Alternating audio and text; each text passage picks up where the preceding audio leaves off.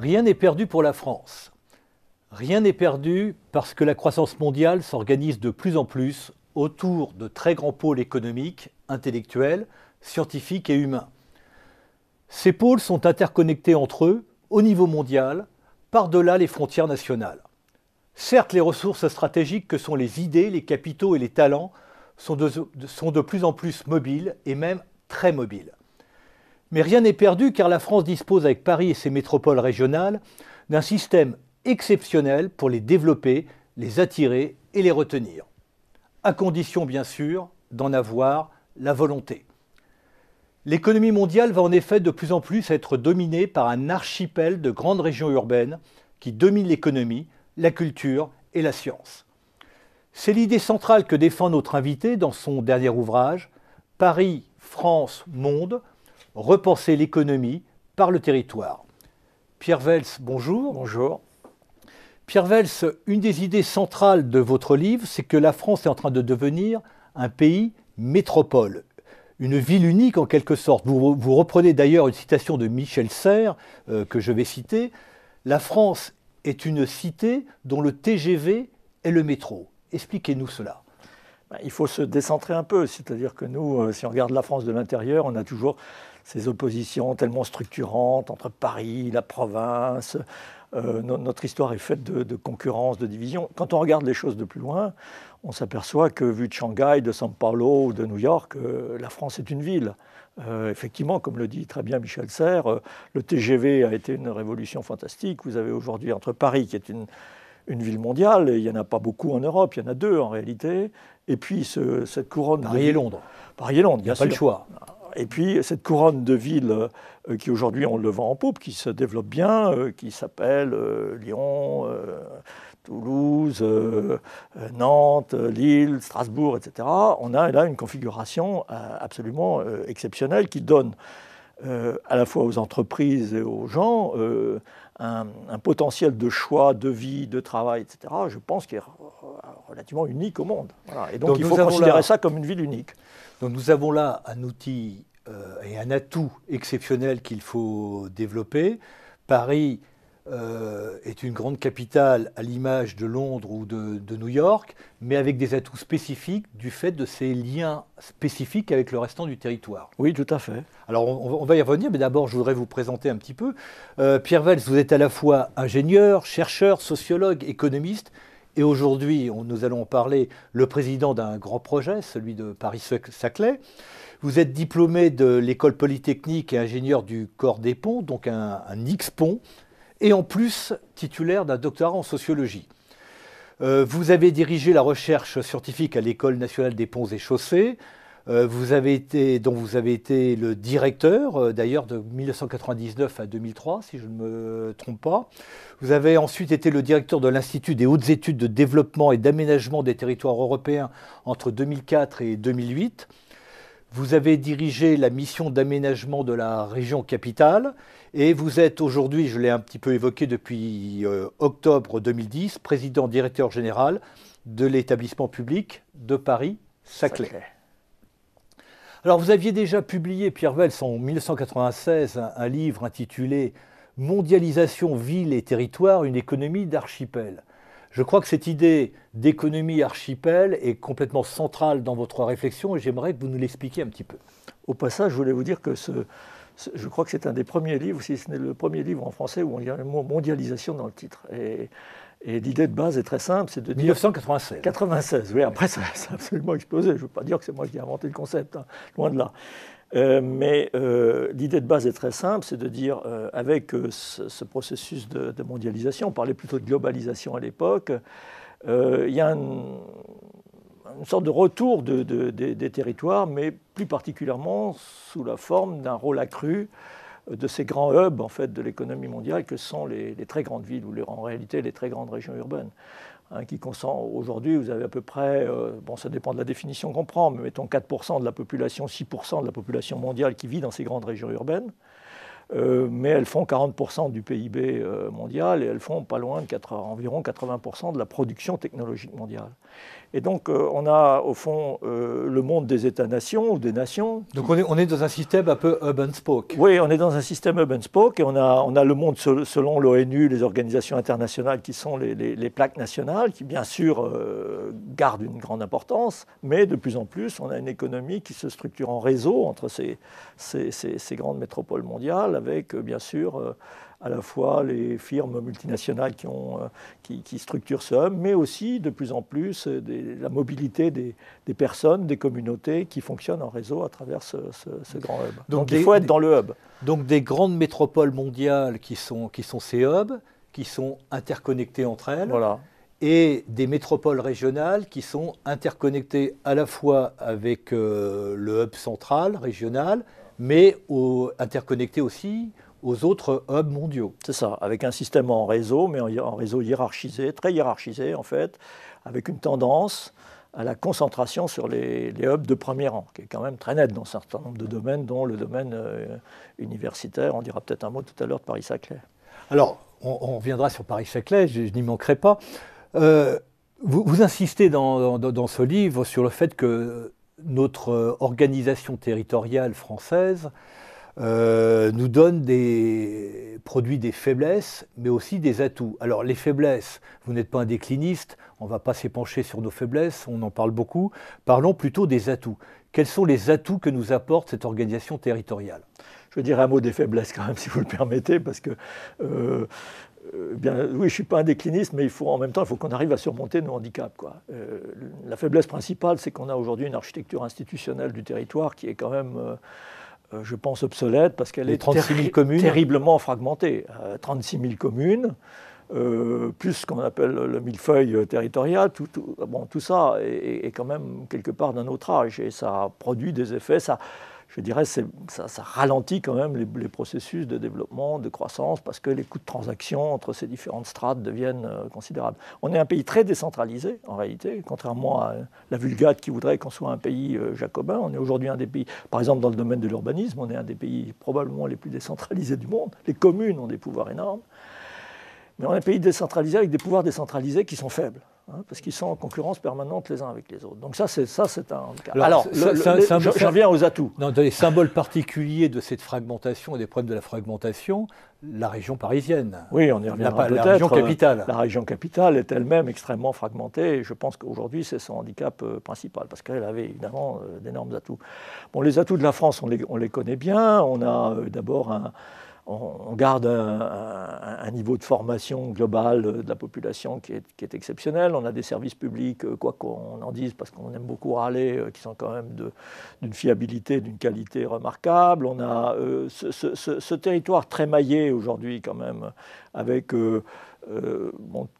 la dimension aussi touristique, naturelle, qui est très importante, mais qui évidemment ne peut pas porter à elle seule le devenir de la France. Il y a un vrai risque d'une France qui devient un peu Venise ou parc d'attractions. Hein, je n'ai pas lu le bouquin de Houellebecq, mais je crois que c'est de ça qu'il parle. Donc on est très loin de transformer Paris en Venise. Voilà, on est très loin de la ville-musée quand même. Oui, il y a quand même un petit risque. Il y a quand même un petit risque sur la partie centrale. Voilà, donc qui a tendance un peu à se replier sur elle-même, alors que je pense qu'aujourd'hui, moi, quand je parle de Paris, je parle du Grand Paris. Hein. Je pense il est temps de dire qu'il n'y a pas Paris intramuros. Mais vous expliquez dans ce livre en même temps que l'attractivité du territoire passe aussi, par rapport à ces élites intellectuelles, culturelles, économiques, passe aussi par le plaisir de vivre. Oui, bien sûr. Et que là, nous avons des atouts fantastiques. Bien sûr.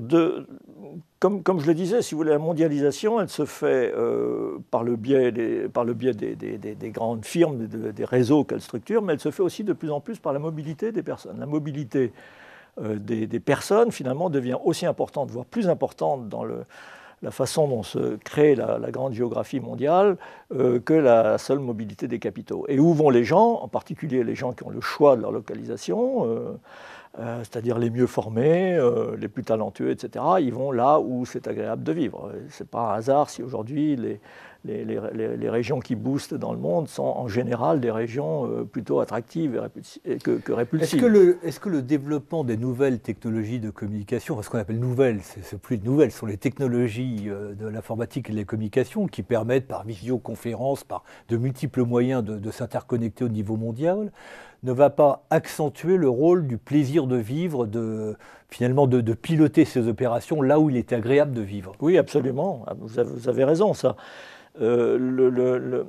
L'Internet, évidemment, est une révolution. On commence à le voir d'ailleurs dans l'enseignement. Vous voyez que je pense que le modèle des universités va profondément changer. Mais qu'est-ce qui va se passer? On va avoir une séparation, une différenciation. On va avoir de l'enseignement de base qui va se faire très largement par l'Internet. Et puis on va garder des lieux dans lesquels la relation interindividuelle, la relation humaine, va rester très importante. Et ces lieux, évidemment, il vaut mieux qu'ils soient dans des endroits attractifs qu'ailleurs. On peut dire que, au fond, plus tout devient télécommunicable, plus ce qui n'est pas télécommunicable, c'est-à-dire notamment la relation interindividuelle, le fait que les chercheurs puissent parler non seulement aux gens de leur communauté, mais à des gens de communautés différentes, puissent être dans des lieux où il y a une dimension culturelle, etc., plus ça devient important. C'est cette espèce de paradoxe. La concentration de culture, de pensée, d'êtres humains, de sciences, dans des endroits précis où les gens peuvent se fréquenter, se rencontrer, avoir des discussions formelles et informelles, va jouer un rôle de plus en plus important. Oui, c'est ce qu'on constate aujourd'hui empiriquement. On nous dit souvent, par exemple, à propos de Saclay, mais ça n'a pas de sens de concentrer, vous êtes ringard, c'est plus dans l'époque. Il faut concentrer. C'est ce qu'on voit dans le reste du monde. C'est un avantage concurrentiel. C'est ce qu'on voit dans le reste du monde. Regardez, je prends un exemple aux États-Unis, à Cambridge, Massachusetts, vous avez Harvard, MIT, etc. Bon, on a eu la période de la route 128, où les gens étaient quand même à assez grande distance du centre. Aujourd'hui, il faut être à 10 minutes à pied du campus, mais pour une partie des activités, une partie, mais stratégique évidemment, des activités. Et dans ce sens-là, la région Île-de-France est un lieu de concentration de talents exceptionnel dans le monde. Ce qu'on ne sait pas, c'est que l'Île-de-France, si je prends des indicateurs comme le nombre d'enseignants-chercheurs, c'est un indicateur comme un autre, mais il est quand même significatif. Nous sommes la première région universitaire, non pas d'Europe, mais du monde. Il y a plus d'enseignants-chercheurs en Île-de-France, je parle du public, que dans l'ensemble de la Silicon Valley, ou à peu près autant, beaucoup plus, nettement plus qu'à New York et beaucoup plus qu'à Londres. Pour être tout à fait fair play, il faudrait à Londres ajouter Oxford et Cambridge, on aurait quelque chose du même genre. Mais nous, on a la chance d'avoir tout. Le problème, c'est que ça ne se sait pas parce que ce potentiel est extraordinairement fragmenté, peu conscient de sa propre existence. Puis ça fait peut-être partie du France bashing qui est à la mode. Oui, on aime bien se battre la coupe. Chez nous. Alors, on a beaucoup parlé de Paris, on va parler un petit peu du reste de la France, il ne faut plus dire la province. Vous dites Paris et le désert français, c'est fini. Les métropoles régionales ont aujourd'hui un vrai dynamisme. Elles sont connectées non seulement à Paris, mais elles sont aussi connectées au reste du monde. Oui, alors mon livre, c'est vraiment l'anti-Paris et le désert français. Paris et le désert français. Pas beaucoup de sympathie d'ailleurs pour ce livre. Non, j'ai pas beaucoup de sympathie, ni pour le livre, ni pour l'auteur qui était un vichiste convaincu et militant, mais c'est quand même un livre important parce qu'il a, même si personne ne l'a lu, il a structuré la pensée de tout l'aménagement du territoire à la française jusqu'à une date récente, c'est-à-dire l'idée que Paris était trop gros, que Paris mangeait la substance du reste de la France. Il fallait affaiblir Paris pour nourrir la province. Paris pour que le territoire soit, comme on dit, plus équilibré. Qu'est-ce que ça veut dire? C'est un concept quand même, quand on le creuse un peu, qui n'est pas tout à fait évident. Vous n'êtes pas favorable à cette idée de décentralisation? Si. Mais le problème, c'est qu'il ne faut pas mélanger les choses, c'est-à-dire la décentralisation au sens politique, à condition que les pouvoirs décentralisés soient des pouvoirs forts. Par exemple, moi je suis pour les régions, mais à condition qu'elles soient plus fortes, etc. La décentralisation, oui. Mais on n'est plus dans un jeu à somme nulle, si vous voulez. On n'est plus ce qui est perdu par Paris et gagné par la province, comme on disait. Aujourd'hui, il faut dire région, c'est plus politiquement correct. Ça n'est plus vrai, on est dans une économie ouverte, et dans une économie ouverte, ce qui tire l'économie française aujourd'hui, de même que les autres économies nationales, ce sont les grandes métropoles. Ça s'est documenté, on voit qu'elles sont à la fois plus productives, entre guillemets, Ça montre tout simplement qu'il y a des effets d'agglomération. Et d'ailleurs, ces effets d'agglomération sont d'autant plus forts qu'on est dans une économie plus qualifiée. Ça, c'est très remarquable, hein. C'est-à-dire que la relation entre la taille et la productivité moyenne par habitant est d'autant plus forte qu'on est dans une économie avancée. Bon, ce qui rejoint ce qu'on disait tout à l'heure. Et donc, il faut absolument affaiblir Paris. Aujourd'hui, c'est affaiblir l'ensemble de la France. Et donc, on n'est plus dans... Moi, je parle de Paris et le concert français. C'est plus Paris et le désert français. Et alors, on a la chance d'avoir ces métropoles régionales. On a eu deux périodes, si vous voulez. Dans les années 90, 80-90, ce processus de métropolisation était très concentré sur l'Île-de-France. C'est-à-dire que c'est surtout Paris qui en a profité. Enfin, Paris au sens toujours Grand Paris, hein. Depuis, c'est beaucoup mieux réparti, c'est-à-dire que la croissance francilienne marque plutôt le pas, alors que les villes qui ont le vent en poupe aujourd'hui sont plutôt les métropoles régionales. Oui, parce qu'elles sont Paris s'est plutôt affaibli d'ailleurs dans le tissu français. Aurait tendance à plutôt s'affaiblir, alors que les métropoles régionales ont vraiment le vent en poupe. Entre autres pour des raisons de gouvernance, hein, parce que je pense qu'elles sont mieux pilotées. Donc ce que vous expliquez, c'est qu'on a des métropoles régionales aujourd'hui très dynamiques, avec un maillage du territoire de métropole qui ressemble un petit peu au maillage allemand. Hein, oui. Et on a une ville capitale d'envergure mondiale, l'une des deux seules en Europe avec Londres. Et donc on a une spécificité très particulière d'avoir ce maillage du territoire avec des métropoles dynamiques et une ville capitale mondiale. Voilà, absolument. C'est-à-dire que les villes en région, cette couronne remarquable qui structure la France, n'ont pas à elles seules la capacité de porter l'économie française. Parce qu'on n'a pas de villes, si vous voulez, au niveau européen ou au niveau mondial, ce sont plutôt des villes de niveau 3. On n'a pas Milan, on n'a pas Munich, on n'a pas Amsterdam. Vous voyez, Lyon, peut-être, hein, mais disons potentiellement. Et donc, le dynamisme de ces villes en région est une très très bonne nouvelle. Et à mon avis, il faut absolument s'appuyer là-dessus en France, mais à elles seules, elles ne peuvent pas porter. Et donc c'est la synergie avec Paris, qui elle est une ville mondiale, qui peut emporter le dynamisme et la croissance. Et là je dirais qu'on a si je compare l'Allemagne par exemple, l'Allemagne a évidemment des villes de second rang plus importantes, comme Munich, Hambourg, ou Francfort, avec des grandes complémentarités entre elles, ce qui est un modèle, ça marche, ça a l'air de marcher plutôt bien aujourd'hui. À terme, je ne suis pas sûr que ce ne soit pas un handicap pour l'Allemagne de ne pas avoir un hub mondial comme Paris ou Londres. Je pense que c'est probablement un moins pour l'Allemagne. Je pense que j'allais dire un mot affreux, il y a un petit côté provincial un peu partout en Allemagne qui fait que peut-être le fait de ne plus avoir, parce que Berlin évidemment ne joue plus ce rôle véritablement de ville mondiale n'est pas forcément un avantage pour l'Allemagne. Et nous, au fond, on a un système très complémentaire puisqu'on a à la fois la capacité du réseau distribué et puis en même temps un hub de premier rang mondial.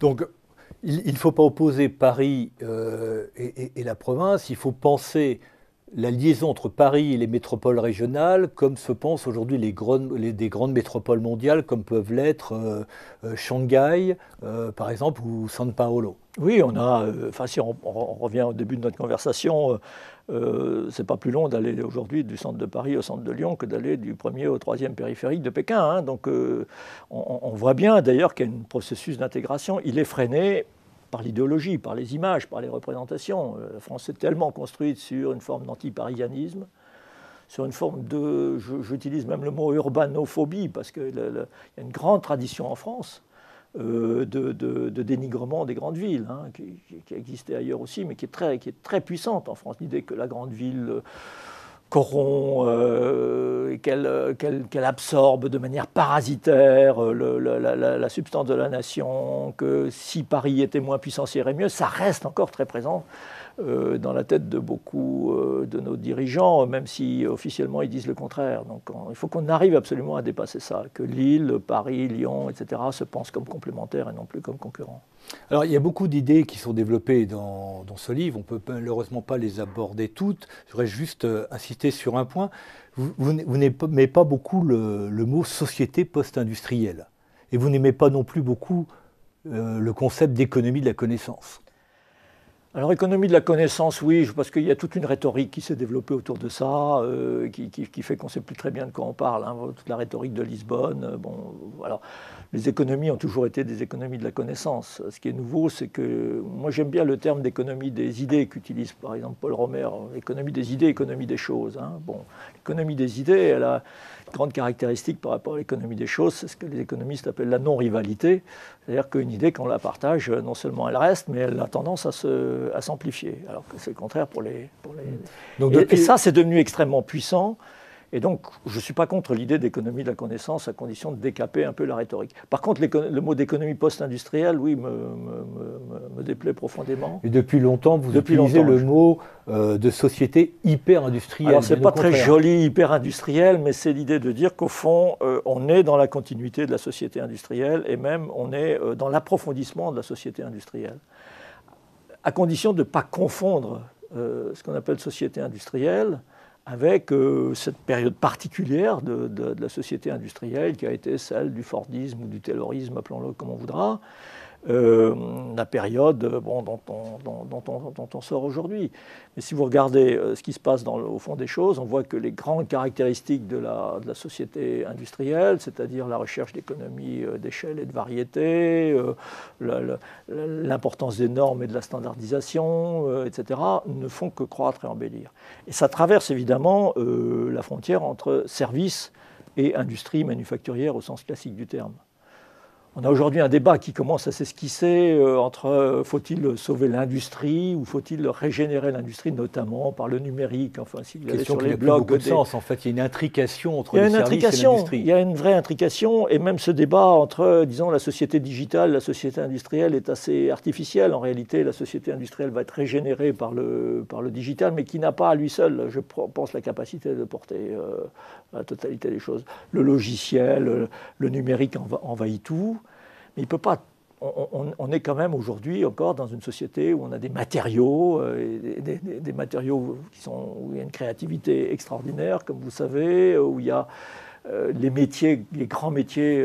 Je ne crois pas, pour dire les choses autrement, que Google puisse du jour au lendemain devenir un industriel de l'automobile. Je pense qu'il y aura des alliances, que le numérique est bien placé pour capter une part importante, disons, des revenus dans les chaînes de valeur, et qu'il faut que les industriels classiques fassent attention. Mais il faut surtout arrêter d'opposer ces différents éléments. Tout ça est synergique, et je pense qu'on n'a d'avenir que dans une industrie repensée, régénérée, modernisée, avec en plus ce magnifique enjeu qui est la transition écologique et énergétique, qui est une chance inouïe. Pierre, je ne voudrais pas conclure cet échange, ces discussions très, très agréables, sans évoquer l'établissement public de Paris-Saclay, dont vous êtes le président. Dites-nous quelques mots sur l'évolution de ce projet. Alors l'établissement public, ça n'a aucun intérêt. L'établissement public lui-même, c'est le projet. C'est le rôle moteur que vous avez dans ce projet. Le projet, il tient en peu de choses. C'est-à-dire on a fait le constat que, justement, on avait autour du plateau de Saclay, pour des raisons de déconcentration successive d'établissements, commencé dans les années 50 avec le CEA, hein, on a un potentiel de recherche publique absolument phénoménal, qui est à peu près 13% de la recherche publique française, c'est-à-dire que c'est plus que Rhône-Alpes. Hein. Paris-Centre, par comparaison, c'est 20%. Donc, vous voyez, un grand bipôle, en fait, entre Paris-Centre et Saclay, mais extraordinairement fragmenté. Avec aujourd'hui une vingtaine d'acteurs. Donc le premier enjeu, c'est de surmonter cette fragmentation, et nous sommes en train, avec un autre organisme qui s'appelle la Fondation de coopération scientifique, de mettre sur pied un projet absolument révolutionnaire, et dont malheureusement la presse a très très peu parlé, qui est la création d'une université unique, qui sera l'université de Paris-Saclay, et qui va, on n'est pas obsédé par les classements de Shanghai ou autres, hein, mais à titre simplement de référence, va quand même rentrer un peu dans le top 15 des universités mondiales. Donc on aura une université de premier rang au niveau mondial. On espère que ça fait de l'émulation à Paris-Centre, où ils sont en train de se structurer aussi. Donc, premier élément. Deuxième élément, quand on regarde ce potentiel intellectuel considérable, qu'on a d'ailleurs de manière générale en Île-de-France, et qu'on voit ce que ça produit en termes de création de nouvelles entreprises, de création de nouveaux emplois, etc., on est très en dessous de la barre. On est très en dessous de la barre. On a, si on fait un peu de benchmarking sauvage, probablement 10 fois moins de de rendement dans la machine à créer de nouveaux emplois, ou à se positionner en particulier dans les secteurs du futur, que d'autres hotspots dans le monde qu'on connaît bien, comme la côte Est, la côte Ouest américaine et probablement aujourd'hui la Chine. Donc c'est le deuxième enjeu, absolument. Et là aussi, ça passe par la mise en connexion plus profonde du monde des entreprises, du monde de la recherche. Il y a aussi, dans le sud-ouest de Paris, un énorme potentiel d'entreprises qui, là aussi, sont extrêmement fragmentées. Et puis le troisième sujet, dont j'ai la chance de m'occuper plus particulièrement, c'est qu'il faut donner à tout ça, évidemment, un aménagement, une accessibilité qui soit aujourd'hui extrêmement déficient et qui nous renvoie à ce problème de la fragmentation des pouvoirs franciliens, quoi. Il n'y a pas d'excellentes relations avec les collectivités locales, mais ce sont des petites communes et qui n'ont pas par elles-mêmes, qui n'ont jamais eu la capacité de porter un aménagement qui soit à la hauteur de ce problème. On retrouve là le problème de la faiblesse de la fragmentation. Finalement, on a sur Paris-Saclay un peu un résumé en miniature à la fois des atouts et des difficultés qu'on a évoquées dans cette discussion. Bien, Pierre Welz, je vous propose de vous réinviter sur XRFI Canal pour nous parler plus en détail de Paris-Saclay. Quand vous voudrez. Et je vous remercie. Merci à vous.